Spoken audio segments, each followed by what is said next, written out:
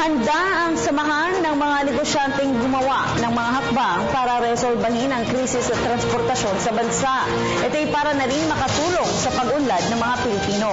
Ayon kay Makati Business Club Executive Director Peter Perfecto, handa silang tumulong at aktibong makilahok sa mga proseso, konsultasyon, debate at pag-aaral sa pagitan ng pamahalaan at pribadong sektor.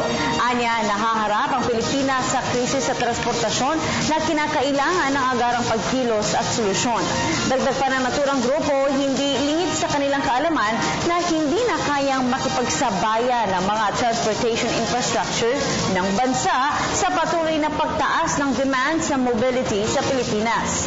Ani Perfecto, hindi lamang ito nakakaapekto sa kalidad ng pamumuhay ng mga Pilipino, kundi maging sa mabilis na pag-unlad ng ekonomiya ng Pilipinas. Sinabi rin ng MBC na susuportahan nila ang panawagan ng Administrasyong Duterte sa Kongreso na bigyan ng emergency power si President-elect Rodrigo Duterte na makakatulong sa pagresolba sa transport crisis sa bansa.